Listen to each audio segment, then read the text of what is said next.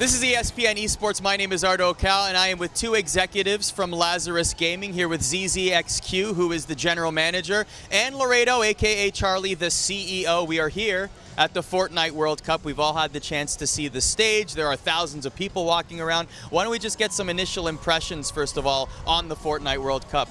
Yeah, it's amazing being in New York City right now, and obviously being at Arthur Ashe Stadium at the US Open, and so just being at such a prestigious event like this, and then being able to have some of the best players around the world representing Fortnite, and then obviously representing our brand Lazarus, we're very excited on our side.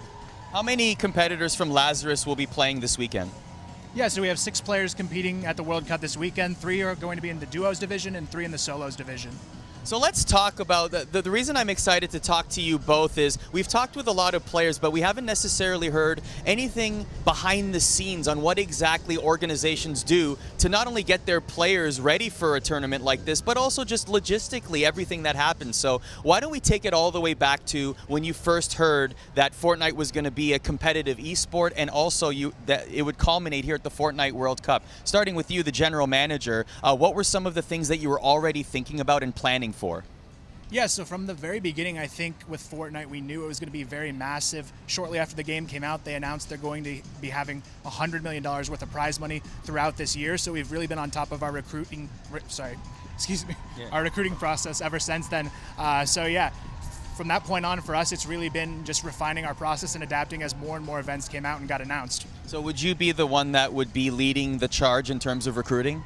Yeah, definitely. So how does that work? So you hear this tournament get announced, you hear the prize money, you say, this is important for us to be involved with. How do you recruit the players?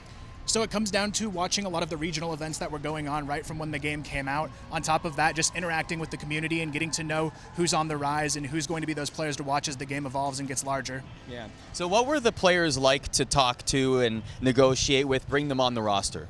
Yeah, it was a pleasure talking to the young guys, especially because you had an opportunity of meeting with the parents.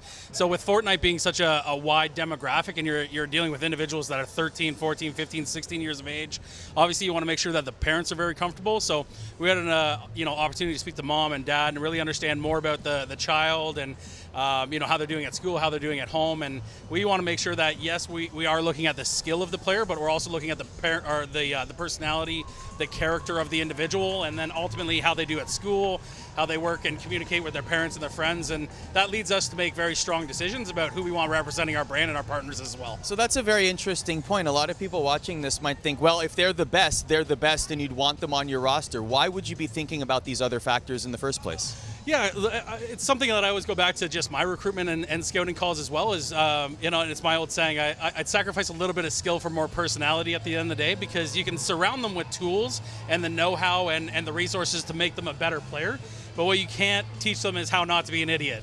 So it's really important to work with strong character individuals, and those are individuals that you can build your brand around. You can help increase their brand and what they're doing with their own personalities and their own brand as well. And obviously individuals that we want to continue working with, not only just for this event, but obviously working well into the future. So Charlie, sticking with you then, when you hear about this tournament and you see this as a viable opportunity for Lazarus, what are some of the decisions or some of the planning you're doing at the C-suite as we get closer to the World Cup? Yeah, so some of the planning is obviously making sure that you're working with media outlets. You want to understand you want to understand the prize pool. You want to understand the demographic. The viewership is really important. So, if we go back to the fall skirmish back in August of last year, it had 21 million viewers, and we actually had 2 players that were in the Sunday championship. So when you look at, all the weekly qualifiers and some of the events that happened in the past, it allows us to say, all right, if we sign X amount of players and we understand the viewership, then it's easier to make a decision saying, here's X amount of dollars that we want to spend on players, the events, sending managers, obviously looking at the entire cost and looking at the ROI on the back end. So what about the training? Let's go back to the general manager for a second here. All of your players are not in the same location. You have players in different time zones, in different continents. So what is the schedule like for you, who really has to be there training and helping these players? Yeah, I think a lot of it comes down to just organizing my own schedule, whether it be players in Europe or North America, and making sure I have time to interact with all of them within their comfortable schedule. A lot of these players are staying up very late, how they play as well, and for me, it's just making myself organized in order to stay on task with these guys, and also just working with them on not only just the in-game aspects, but the mentality of it as well. For a lot of these younger players, it's a very big, nerve-wracking event to be a part of, so really getting them mentally prepared for an event like this was key. So we've been calling you general manager. There's really coaching elements in there as well. It's almost like a GM coach type of situation for you. Oh yeah, for sure. So what are the things that, okay, so let's talk about the mental, because I think a lot of people don't necessarily think about the fact that this is going to be the first time that a lot of these players will be in front of 20,000 people, right? So how do you, as a GM coach, prepare such a young individual that might be on your roster competing here this weekend for something that they probably have never thought of before? I think for a lot of these players, the key isn't coming to an event like this and expecting to just magically perform well. I always tell players they sink to the level of their preparation, so that's the key, is just preparing to the best of their abilities in all aspects of the game and mentally to be ready for this. Okay. What about practice-wise? So how often are the players practicing? What's the schedule like? And can you just give us examples of certain things that you might have been, in terms of advice or tweaks? Like, give us an example of a coachable moment that you've had recently. Yeah, so our players on average, they're playing 40 to 50 hours a week right now in preparation for the event. And I think the most coachable moments are really, from my point of view, from the mental aspects. Okay. So when players get into tough situations within the game, a lot of them get nervous and maybe make a mistake. From my point of view, I really just try to teach them how to be calm and collected and really think through the process before they make their decisions within the game, so they can really have the most successful outcomes and results. So what are some of the things, let's go back to you, Charlie, now as the CEO of Lazarus, what are some of the things that you are preparing for this specific event? I mean, we just talked about it off camera, you driving all the way from Ontario where you live, yep, in a packed car full of things that people would not even be thinking about, right? So what are some of the preparations that you're making as we come into the World Cup? Yeah, I think it starts from the top bottom, top working its way down to the bottom is, you have to set the example. So, at the end of the day, if I have to run and go grab water for the guys or make sure that they're hydrated or, making sure that they're going to sleep.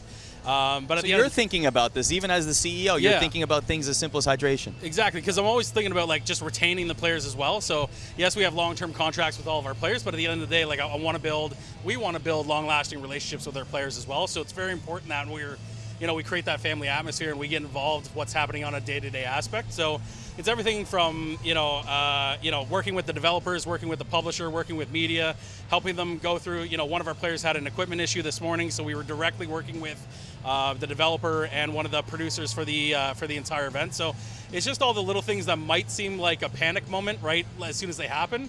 And it's just, it's being able to have the management and the 10 years of experience that not only I bring, but, the collective 50 years of experience that our entire management team that's here on site, right, that we bring towards our players that can help them keep cool, calm, collected as they're moving forward through the entire week. So what are some of the other things you'll be doing here on the ground this weekend? Yeah, so just working with the players, getting them set up with media, helping them out with the developers, okay, making sure that they're staying on time, coordinating them with media, with our producers, our videographers, coaches, our general manager, and just making sure that they're sticking to timelines and schedules. I imagine the on-time part is sometimes a little difficult. Yeah, it can be it can be a little difficult at times, sometimes. But that's all part of the fun of it. Let me ask you this question, last question for you. How important is Fortnite? I mean, you and I actually met in the NHL Gaming World Championship bubble. Right. So how important is Fortnite to the strategy and just the overall portfolio of Lazarus Gaming? Yeah, Fortnite is incredibly important to us at Lazarus, but ultimately esports as a whole. If you go back a little bit more than a year, Fortnite wasn't even around, in February of last year, and here it is that they went out and announced $100 million, and then the emergence of Ninja with Fortnite as well. Then you had celebrities and personalities all really propel what's happening in the game. And then ultimately within the esports industry as a whole. So when you have all those things, culminating and coming together over the last year and a half, it's really not only propelled our brand, but also propelled what's happening in esports and ultimately what's happening in the background of the marketplace as well. So the last question for you then is, we talked a little bit about how you prepare the players for the Fortnite World Cup. Well, let's learn a little bit about them. Who are some of the players that people should be watching out for from Lazarus this weekend? Yeah, so on the duos side of things, we have Crims, who's going to be competing this weekend. On top of that, we have the European duo of Rojo and Wolfies playing. Those will be our three competitors in the duo side for solos. We have Creo, who's going to be representing us. He's been with us for quite a long time, actually, about a year. And on top of that, we've got two other players that are going to be with us. Legedian, he's going to be one of them, and then Hornet as well. So all these guys are going to make up our 6 players at the World Cup this weekend, 3 in duo, and 3 in solos. So. And how are they feeling going into the weekend? A few of them are a bit nervous, but overall I think they're just excited to prove themselves on the grand stage here and really just get their share of this $30 million prize pool and show everyone what they're made of. Lazarus Gaming well represented here in New York City at the Fortnite World Cup. Gentlemen, thank you very much for your time. Continued coverage of the Fortnite World Cup will be up on our website, espn.com/esports.